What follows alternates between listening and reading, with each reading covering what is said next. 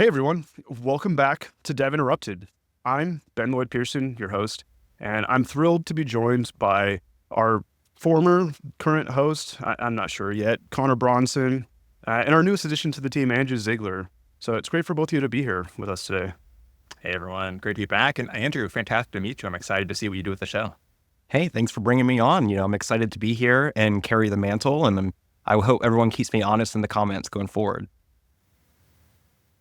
Yeah, and part of why there's a bit of confusion about current or former. I mean, to us, you've been gone for a little while, but to the Dev Interrupted community, you've actually been a host up until I think just a couple of weeks ago, Conor. So, but I wanted to bring you back for what's become kind of an annual tradition for us, this holiday episode that we're having, and it's a little bittersweet, right? Because I mean, we have you back, and it's great to see your face again and hear your voice. And this, in the holidays like this is all about like spending time with, the people you care about, looking back on what you've accomplished and, start to think about like what you can start to celebrate in the new year, So, we may be saying goodbye to you after this episode, but actually just one sneak peek, we will have one more episode next year where you'll pop back in as our host. But so this is our farewell to you, and I really wanted to give you an opportunity to come in and just like share your reflections with our audience before we officially send you out the door. And then, and then as a part of that, we're also welcoming Andrew to our team here at Dev Interrupted, who's going to be a regular on the show, and in fact, he may end up being a host on most of the episodes moving forward. So if you listened last week, you got the chance to hear him for the first time. But you'll be hearing a lot more from him. So thanks again for both of you for coming here today. And I know it's a lot of news for our audience to digest right now. I love it. I mean, it's been an incredible, 4 years with Dev Interrupted, building the show, working with you, Ben, working with Dan, obviously, the amazing production crew, Jackson, Adam, Chris, everyone who's been involved over the years. And I just can't wait to see where you two and Dan take the show next year. There's such an opportunity for Dev Interrupted to continue to be the central hub for engineering leaders and engineers who want to become leaders, to have a community, to have insights, and hopefully continue to create amazing content. So look forward to continuing to listen to the show every week, even if I'm not going to be a part of it. And I'll say for our listeners, you can always find me on LinkedIn as well. So don't hesitate to reach out. I love hearing from you all. And Ben, Andrew, just so excited to see what you do with the show. Yeah, and I personally am just extremely grateful for the opportunity to continue the success of DI. So, looking forward, like I really think there are opportunities for us to take what we've been given, this gift that we've been given, to new heights. We cover a lot of really interesting topics, and our audience is really engaged with the things that we cover. So, I think there's an opportunity here for us to really ramp that up and deliver a lot more to the people that listen to us. So, all right, we've got that out of the way. I want to have a little fun. I'm going to give Conor a chance to share, what his favorite moments from the show have been. But before that, I want to have a little bit of fun before we get into it. So, I came up with a little bit of a game that we can play just to get into some holiday spirit. So I've come up with a would you rather. Like, let's do some would you rather questions, like with a little bit of a holiday twist. So I know each one of us has come up with one. And Andrew, I think you're up first on this one. Yeah, so I wanted to put together a really nerdy one to kick things off, something that really had to use your imagination. So would you rather debug the navigation system on Santa's sleigh on Christmas Eve, or would you rather fix a production bug on your company's e-commerce platform on Black Friday? Oof, man. I have actually I've seen quite a few reactions about like the stress that engineers that do e-commerce like deal with this time of year. Like, I don't think it's really even Black Friday anymore. It's like an entire like month and a half period where they have to have like 5.9 uptime, because like to them it's like things are measured in seconds. The more minutes you're down, the more tens of thousands of dollars your business is like bleeding out. And that's super high stress. So like, I actually have my own story, just like anyone who's ever worked in engineering long enough does of crashing our production system. And there was, I think, about a 20-minute period where we actually were losing production data, and kind of akin to like that Black Friday experience. And fortunately, after, within about 20 minutes, we weren't losing data anymore, but then I was glued to my seat for the next 10 hours, like basically rebuilding a bunch of infrastructure from scratch. And it was the most stressful day of my life. In fact, it was so stressful that I decided I would never be in a situation where I have to respond to production outages again. Ben, I'm but with you, man. This is why I work in B2B. Yeah. But one thing I discovered is that I actually kind of do work in high pressure situations. Like if it's like a 10-hour time frame to solve the problem. So I'm definitely going to go with Santa's sleigh as my answer. Yeah, I have a cheeky answer here because I'm with Ben, frankly. Like, there's a reason I don't work in e-commerce. I deeply admire the folks who can take on that kind of on-call stress. And not to say that, obviously, if we're serving other businesses, there aren't crucial things that we're doing for them.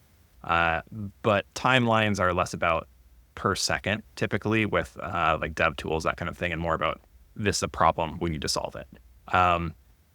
So I'm definitely going Santa's sleigh, but my real answer for that is that Santa's obviously magic. And so like the navigation of the sleigh system is clearly just the backup. He's may have gotten used to it, but like he's been doing the job for thousands of years. It's not a problem. He can go back to it a bit. Like, yes, it's not top of the line, but he'll figure it out. So I just feel like to Ben's point, the stress is a lot lower there. And I think it speaks to the broader point here. I mean, this is a silly combo, but really consider as you're taking on engineering challenges, the implications of when something goes down. And it's true whether or not you're looking at an engineering challenge or even like, hey, let's say like Andrew or Ben or I is sick. Like, how do we fill in for that? And I think that's a lesson you hear from a lot of leaders on the show. And so, Andrew, I love that you kind of brought up this challenge here because I think often we plan for success and maybe don't always plan for what happens when failure occurs. I think what you just proposed, Connor, is chaos engineering for Santa, because you're saying like, can Santa still find everyone without his navigation system? I absolutely am. We've had a couple of incredible chaos engineering episodes on the show, and big fan of them. Everything Netflix has done with it for sure. Yeah. All right, I'll go next because I think I've got a good one. So, would you rather have to explain the concepts of well, first of all, we're hitting the holidays. You're going to go see family. There's going to be all sorts of people from different walks of life. So in that environment, while you're visiting family over the holidays, would you rather have to explain the concept of technical debt to your grandparents or teach a toddler how to write a unit test? Well, I love this one because these are definitely concepts that have parallels in the lives that, like a grandparent or a toddler has. I'll take the toddler one. Actually, I think I would have better luck teaching a toddler how to write a unit test, just because they're already so preconditioned to learn and to not try to teach you something. But something about that's really funny to me is that, we're always teaching kids and toddlers how to do everything in their life through basically unit tests. Like, think about when you have a kid and you're trying to get them to learn how to tie their shoes. There are some basic checks there. Like, did you tie a bow? Where's those shoelaces strung through all of the eyelets? Did you tie your shoelaces together somehow in the process? Like, there's lots of basic checks you should do, and those are basically unit tests. So then the biggest challenge is, how do you get the toddler to sit down in front of a computer and type it out? I don't have the answer to that one, but I think that they could wrap their head around the idea. Yeah, my kid is currently into Minecraft, and he watches videos that include things like redstone programming, and he's like, Daddy, I want to do programming. I'm like, yeah. Yeah, exactly that. I have nieces and nephews. I play Roblox with them. Roblox gets them so excited about computers and engineering and building stuff, and now they ask me all the time, like, oh, can we just hack around in the Roblox studio and make whatever, and how does this work? It opens up those inquisitive questions. It's a great way to kind of teach. Yeah. What about you, Connor? What's your answer? Well, I'll just say, first of all, I love Andrew's answer here, because I completely agree that part of our kind of communal duty, particularly as parents or family of toddlers, is to help them basically train that testing within their own mental framework of like, hey, how do I approach these tasks? So I think for scalability purposes, and Andrew is perfectly on here. Let's start that training early. Let's have them think like an engineer. I think that'll benefit them throughout the rest of their life. But I will take grandparents here because I think there are simple metaphors around technical debt and the debt that they are familiar with their financial lives. And I actually don't think that concept would be too hard to explain. Simply using kind of, hey, here are the trade-offs you're going to make by making these decisions and equating it to their experience with the financial system, I think would actually be fairly simple. So I tricked you both. This is actually a trick question. And at first I agreed with Andrew, but then I realized we live in the age of GPTs. There's a custom GPT for everything. I could totally imagine a GPT that is designed to explain to my grandparents, like, this is what Ben is talking about when he says all of these geeky things. And I could also see a GPT where, my kid is able to just ask it to write a unit test and like it would do it. I think it speaks to the preponderance of AI we have in our society and discourse right now that I am the one who have recently joined an AI company and Ben's the one who's bringing up AI solutions to our questions. Yeah. Yeah. Well, speaking of which, I think your question has to do with AI. So what's your would you rather? Sure, we got a simple one here to close it out. Would you rather give up Gen AI or spell check for the rest of your life? Man, as somebody who writes a ton, both of those are terrifying to me. Well, I think the question here is, can you write a new spell checker with your Gen AI? Because if so, that's an easy answer, I feel like. Well, I feel like that's cheating. I feel like that's got to be cheating. That's why I gotta make sure we that's not allowed for anyone listening. Yeah, so I actually did work there was about a 3-year period where most of my writing was done on this documentation platform that had no built-in spell check. And it was like pulling teeth at first, but then turns out the human mind actually gets pretty good at compensating for stuff like that. And I got to a point where I could start to identify spelling errors. So I think I'm going to go with spell check just because I feel like if I gave up Gen AI, I would get left behind. I'd become a dinosaur almost immediately. I feel similarly to Ben with this question. I although maybe from a different reason, I would easily give up spell check because I personally never need spell check. I'm like a spelling nerd. I was like one of those spelling bee people in high school.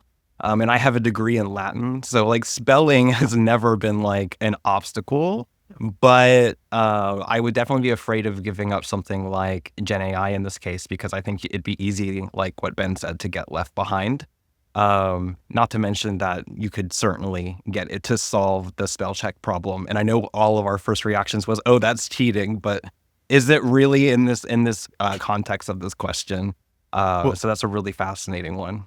Yeah, and I feel like in the world where, everything is AI generated now, like everyone's posting on LinkedIn with just clicking the button to automatically write the posts, having misspellings in your content is probably a clear example or an indicator that it was a human that wrote it. I'll admit I'm completely distracted now and I just want to learn about your Latin degree. Yeah, we'll have to crack into that in a later episode. I'm sure I can draw lots of parallels. Yeah. All right. Well, awesome. Now that we're, sort of in the holiday spirit and having some fun, I want to take a moment to just look back at, not only the past year, but just your entire time here, Conor. You've been here at Dev Interrupted since, I believe, since the very beginning, essentially. And so what have been like some of your favorite moments like along the way?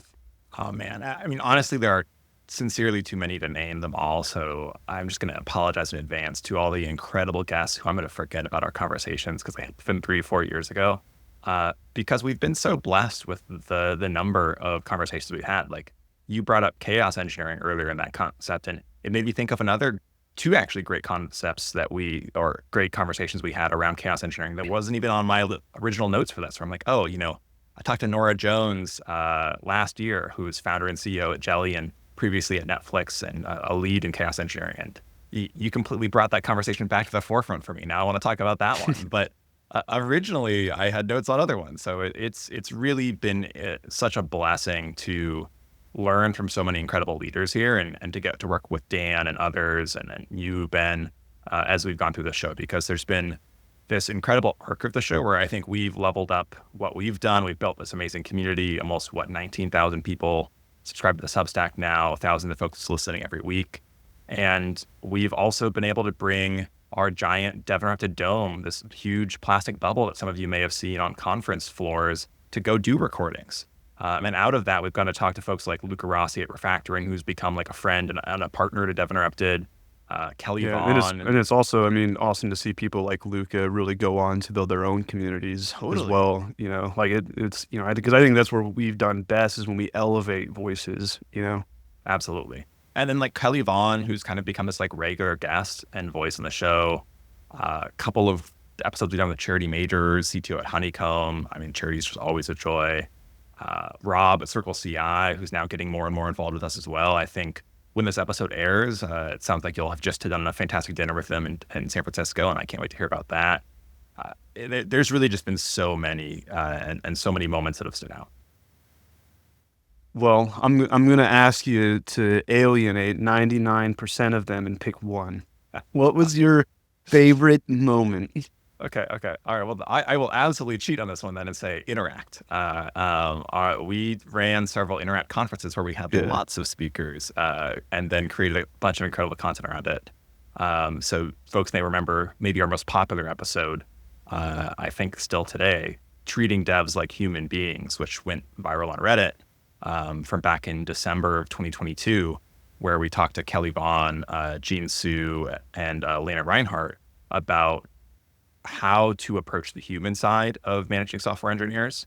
And that resonated with so many people. I mean, there's so many technical conversations, whether newer ones on AI, older ones on platform engineering, whatever else we could have a conversation about. But to me, that one has really stood the test of time, both as being part of this like incredible digital conference series that we started up during the pandemic. And also from the standpoint of, I just think it's so timeless in the concepts being applied and how much they matter today and will continue to matter. Yeah, that is definitely a really awesome moment in Dev Interrupted history. So, you know, sort of staying on that, on a similar thread, like, was there ever a time that you had a guest where you feel like they really challenged your way of thinking, or they like sort of forced you to change your mind on something? I'll share a serious one and a funny one here. So the serious one for me was we had a conversation last year in 2023 about tech hiring in 2023 and the trends, predictions, and strategies for it with Data People's Miriam Janashashi. I apologize. And Miriam really brought both anecdotal information and so much data to that conversation. It made me deeply think about not just what was happening in hiring in 2023 for devs, which was a very challenging experience, and I think has continued this year as we've seen the hiring market post the kind of 21 bubble blow up change rapidly for a lot of folks. But it also made me think a lot about what's going to happen with AI. And I think we've seen that accelerate even more with AI agents and the way people are starting to scale organizations and effort differently across systems.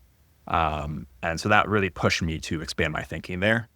And then on the fun side of things, I would say Drata's co-founder and CTO, Daniel Marashalian, joined us for a conversation about why engineers make the best entrepreneurs. And Daniel is just a fantastic guest. And he had this amazing screw-up story about, as Ben brought up earlier, taking down production and completely destroying things. And it was just such a delight to hear someone who had achieved so much in their career, has built unicorn companies and, been this incredibly successful engineer and now leader, and to really reflect on the humanness of us all. And I think for the folks who are earlier in their career listening to this and maybe get intimidated sometimes by how successful folks are, like, we had on the former CEO of Nutanix, who's now also the CEO and co-founder of DevRev and has built another $1 billion company, Duraj Pandey, a few weeks back, and had a great interview with him. And I think in those conversations, it's easy to go like, oh my God, how can I ever achieve this person's success? And I think it's such a joy to remember that like these people are human too. They also probably took production down, and we're all kind of on this learning journey together. We just have different experiences of it. So those were two that really stuck out to me. So we've heard a little bit about your experiences with the guests so far, and I'm curious, what are some of the biggest things you've learned along that journey, being part of Dev Interrupted? Man, I mean, I've named a couple of them already, right? Like the human connection piece of all of us growing as leaders. And I think there's a ton of insights here. Like we did a whole series on leadership, going from kind of your first tech lead role to, hey, I'm in the boardroom now. How do I approach this? That Dan was, our co-host Dan Lyons was the main interview on that we did last fall in 2023 that I highly recommend folks listen to. I think the whole series is a great look at how to grow as a leader. I'll say personally, I feel like I've grown as a leader just from having these conversations and then trying to apply them in my day-to-day life, and also as a host and a leader within my own team. It's been so moving to have these examples to look up to, and frankly, I'm hoping to apply a lot of stuff I've learned with Dev Interrupted to the new podcast I'm hosting about AI, Chain of Thought. Listen and wherever you get your podcasts, and it's going to be awesome for me also to see kind of what you guys do next with Dev Interrupted, to actually learn from that as well. But if I was going to pick like one main takeaway from the show, I think it's something that's just really basic for a lot of engineers, but continually gets driven home to me throughout the process, which is iteration. We talked about, hey, the show has grown so much in the 4 years. And the way that's happened has been through continual improvement. It's been through continual attempts that sometimes haven't always worked out, and kind of assessing that success. So, you talked about unit testing for toddlers earlier. Like, hey, let's do CI/CD for everything we do in our lives, and I think you'll be better for it. And whether it's a content stream like this, where you have these weekly chances to kind of keep learning, keep growing, and make mistakes and build off of them, or anything else, I think there's so much to learn from that. Wonderful. Like, it's really great to get your perspective on it, and I'm sure our audience as well is really enjoying this too, because we don't always get the chance to open up the behind the curtains to show how things are produced, and sort of the effort that it goes into making this show every week, and running a Substack and a podcast, and trying to always have original ideas that we're bringing to the industry. So yeah, well, thanks, Conor, for all of those great memories that you shared with us, and I think it's a great segue into what we want to do with the show moving forward. So, next year we're starting a new season. It's going to be season 5. We have Andrew here with us, and Andrew, you're the newest member of our Dev Interrupted team. This is your 2nd episode, and you've got fresh eyes on this. Conor and I have been here for a little while. So just to start, like, what's your initial impression of the show coming in as a new host with it? Wow, what a question.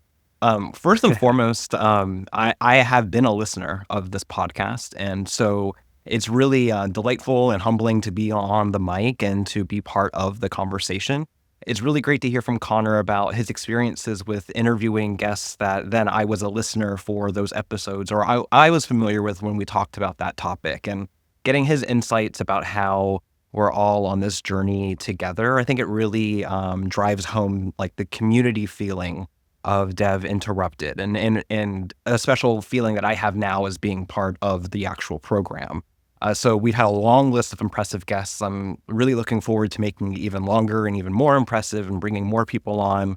But first, I really think it's important to reflect on just all of the great work that's gone into building the community, the actual content here.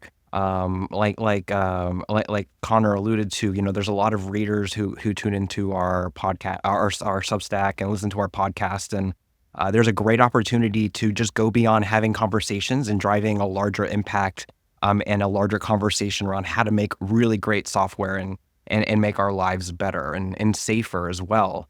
So those are some of my impressions of what we've done so far. And it's been really exciting just listening about some of the perspective of someone who was sitting in the interviewer seat. Yeah, and as we move into next year, you and I have been talking quite a bit about the changes that we can make to the show. We don't want to lose any of the central value that our audience is already getting out of this. We want to keep bringing on these great guests and having these in-depth interviews with them. But we're also expecting to, continue to, as Connor mentioned, iterate on the format that we have here. So, what do you think you're most excited about in terms of like potential for new things we can do with this show? I'm most excited about making Dev Interrupted more than just something you listen to, making it a place where you go and maybe engage with other folks, making it a learning experience, a program, a place where you go to get more insights or to connect with like-minded people. I think that's what's exciting about the future. There's a hunger for learning. There's an energy for being a better leader, a better developer, just create better software.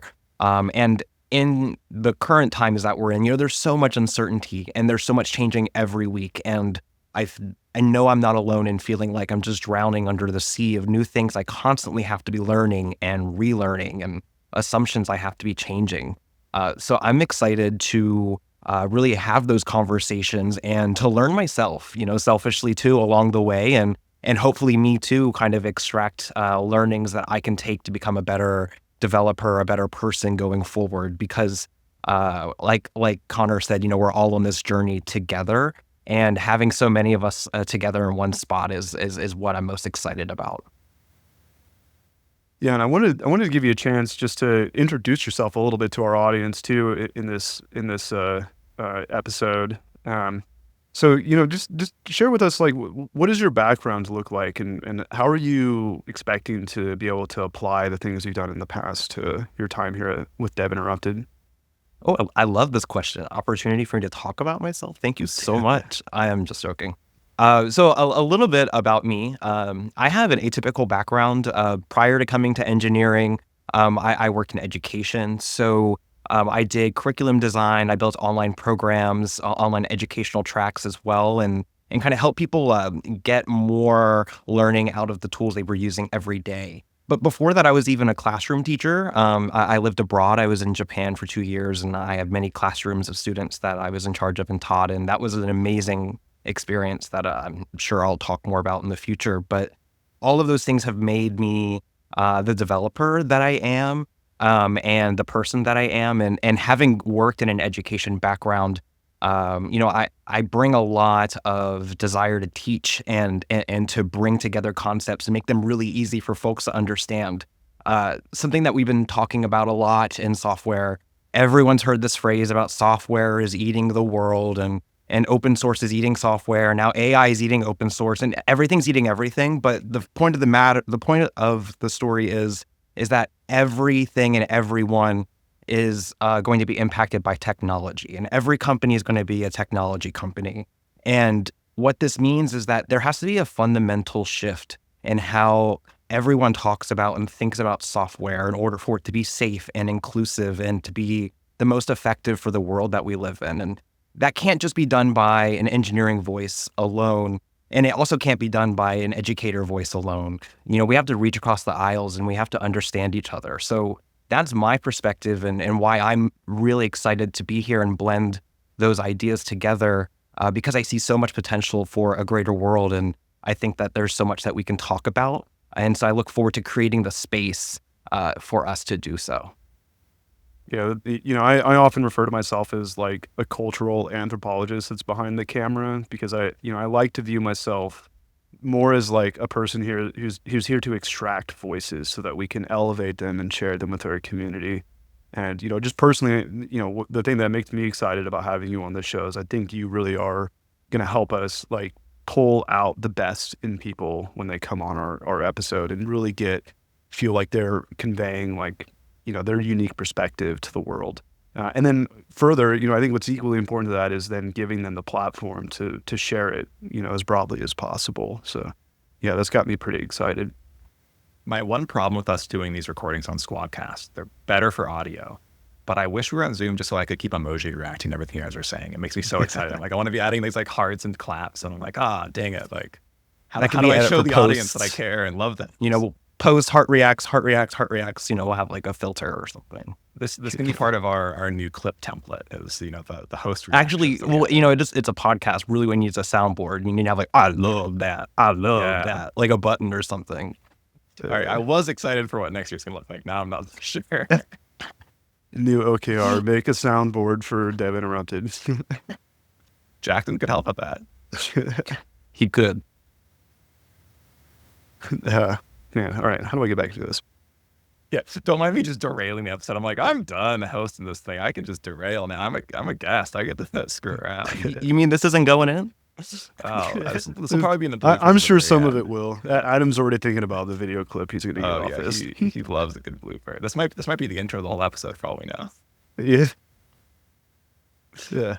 So we're going to get into some of our plans for next year here in just a moment. But before we do that, I just wanted to ask you, Andrew, like, do you have any suggestions? Like, what's it, like if you were going to change something today, like what would you want to change right now about this episode or this show?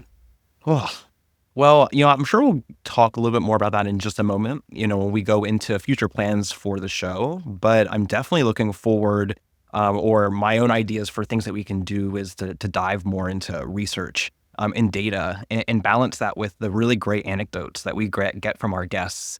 But also the biggest opportunity I see, and I know our listeners probably agree, is that there are so many common themes among the really incredible guests that come on our show. And there are huge opportunities to tie those themes together into a larger story and tell and show the bigger picture, especially when these anecdotes are from a very unique perspective of stress or tension or a time where there was like a huge amount of change. And there's so much that can be learned from that and applied across different stories. So just because like there's such a huge body of work here from so many smart folks, I think that there's a huge opportunity to go deeper on like some of those values that we've learned from them over the years. I absolutely love that you're thinking about that, because some of the most successful work Dev Interrupted has done, to your point, has been when we've tied that qualitative and quantitative together. Bringing in like dev productivity data from Linear B's software engineering benchmarks has been a fantastic way to kind of drive home these points. And there's so much opportunity to do more with that on the research side. So I can't wait to see what you do with it, Andrew. It's so exciting. And, speaking of which, it's time for us to start looking ahead to 2025. And, this is officially going to mark the start of season 5 of Dev Interrupted. We've got some really exciting plans already underway and probably more to come. So, Andrew, I was wondering if you could give us a sneak peek on some of the changes that are coming up, specifically as it relates to the format or the structure of this show. Yeah, so we're looking to kind of shake up the format of the show a little bit. But of course, we're not going to shake it up too much, at least at first, because we want to ease everyone into the new experience and the new season. But things that we do want to dive into are how engineering leaders are measuring and improving things like their developer productivity. We really love to do series and deep dives on how engineering leaders are tackling this problem that's front of mind for them and going into next year. So if that is something that is, maybe you as a listener is interesting to you or something that you're currently tackling, we'd love to hear your story, because that's something that we're actively thinking about right now. And that's just one small example of new segments and stories that our audience can expect in the coming year.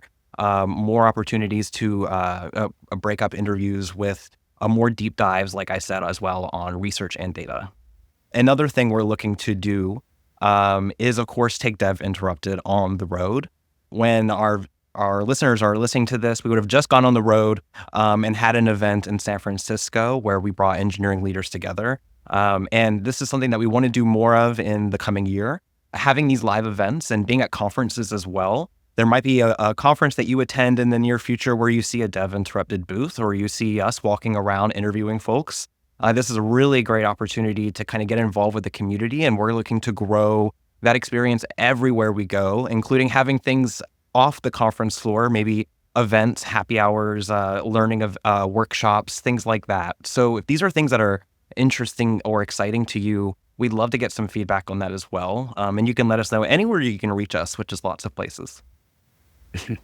I love to hear that. I just got to say, like, it's been some of the most fun moments we've had with the show have been when we've had these opportunities to be in person and record a lot of great content and get these insights from listeners and have these deeper conversations.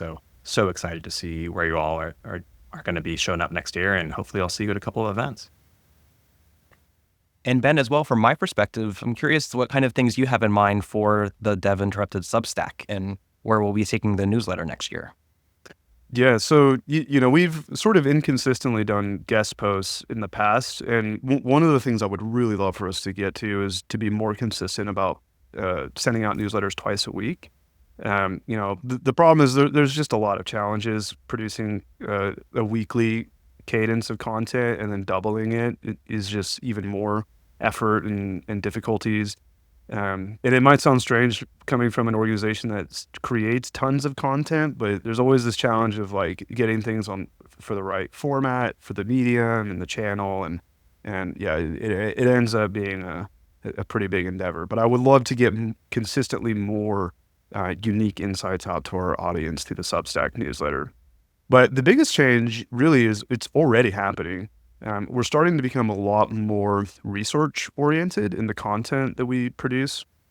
So one thing we've started doing just in recent months is doing unique analysis of new research white papers that come out from companies like Microsoft, Google, Okta, and this isn't going to stop. There's a lot of research coming out about developer productivity, developer experience, how to apply quantitative metrics to those challenges.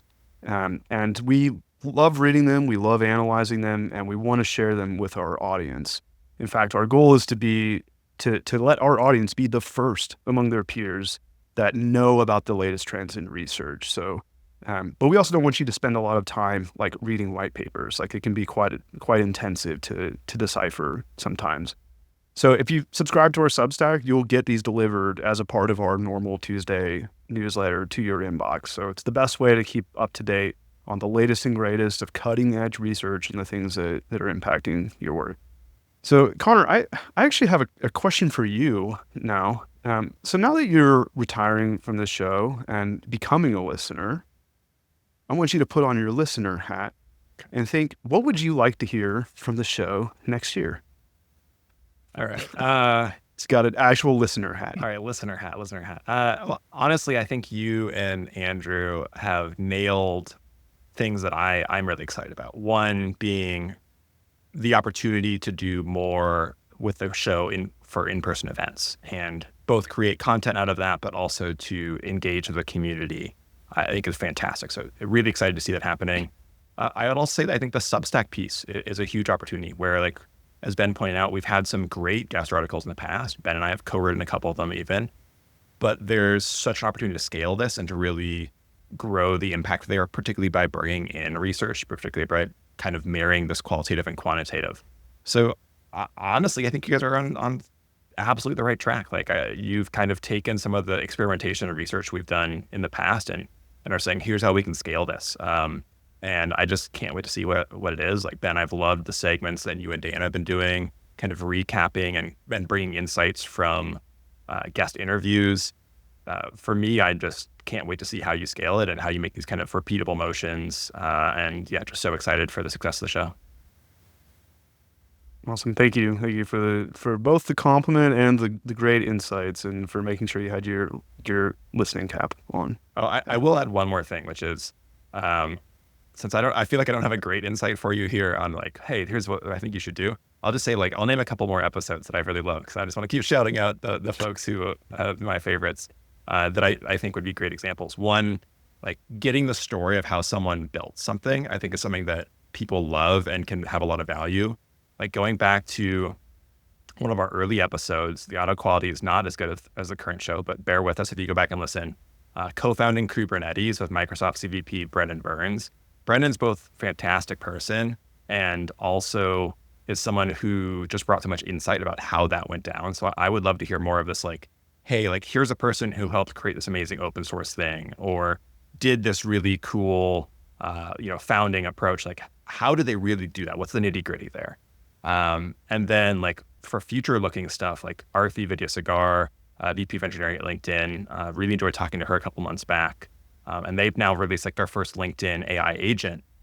So kind of staying on that cutting edge with like what's happening on the research, then how is that pairing into product production, I think is great.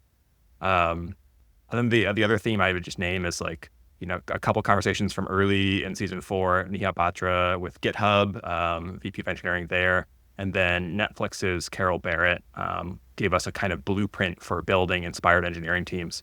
And so, exactly what I think Andrew was talking about earlier, those like the people conversations and the qualitative insights paired with quantitative data, I think is what makes the show at its best and really special. And it seems like the two of you and the team are ready to make that like a consistent formula that I think has so much opportunity, and I just can't wait to see it.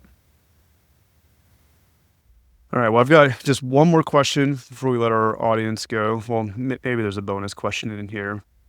So, Andrew, if somebody wants to get more involved in the Dev Interrupted community or in our show, where should they go? The first place they should go is our Substack.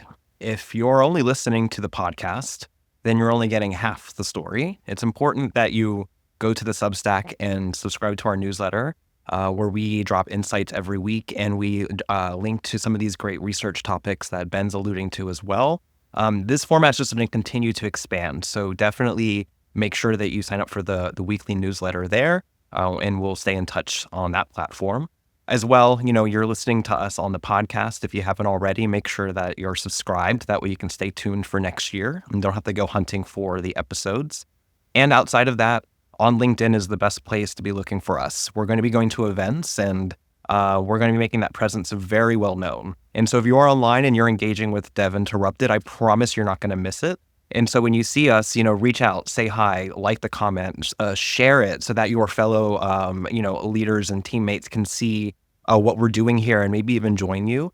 You could even send it to your mom, if you want to bring her along. Going back to the earlier question of how do I explain technical debt to my grandma, I think you can start by maybe bringing her along for the journey as well. So those are some suggestions that come to mind to me.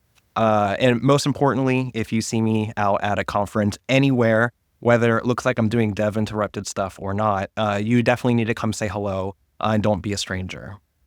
So you heard it here. Instead of Christmas songs when you're with family this year, play a Dev Interrupted episode. That could be a great episode, explaining technical debt to your grandmother or explaining technical debt to your family. This could be a whole theme, guys. Explaining technical concepts to your family members is a hilarious concept.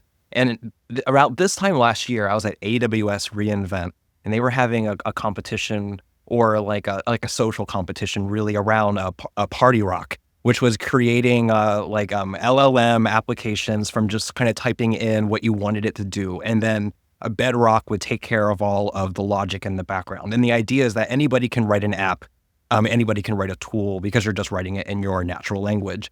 And so the tool I made while I was at reInvent, the tool I made was called Eli 5. And so it took any conference description or any session track description from anything I went, it broke it down into a way I explain it to a 5-year-old. So that is a tool that you could use to take things you learn at a conference. Yeah, that was something that I did after, I think Brooke Jameson put me up to task on that one, and that was what I made. I think I need to use that. So with that said, Conor, I want to express my sincerest gratitude for everything that you've done for Dev Interrupted, both behind the microphone, but also behind the scenes. Literally none of this would have been possible without you. So again, thank you. Do you have any final thoughts or messages for the Dev Interrupted community before you head out? I'm excited. I'll miss y'all, but you're in for a treat with what Andrew and Ben and Dan are going to do with the show, particularly at devinterrupted.substack.com, which you should subscribe to, of which we keep bringing up. There's such an opportunity to have this show be a central part of how engineering leaders and engineers who want to be leaders think about the world. I also want to give a big shout out to Adam and Jackson in particular, who've been integral parts of the podcast production team and have really helped this show grow to what it is. For listeners who want to stay in touch, there are kind of 3 great ways to do that with me. One, my LinkedIn is the best place. Just Conor Bronsdon on LinkedIn. I'm pretty easy to find. They'll probably put an episode link here in the show notes. Please feel free to shoot me connection requests. I love chatting with y'all, and always love to hear what folks are up to. You can also follow my personal writing on my Test Lab Substack, which I write infrequently and I'm trying to do more of, at conorbronsdon.substack.com. And if you want to continue to hear me opine on various topics related to engineering, While I won't be doing quite as much on the broad scale, I am going to still be doing a weekly show as part of the Chain of Thought podcast focused on AI. So check it out wherever you get your podcasts, Spotify, Apple Podcasts, etc. And yeah, don't hesitate to reach out. Love hearing from y'all.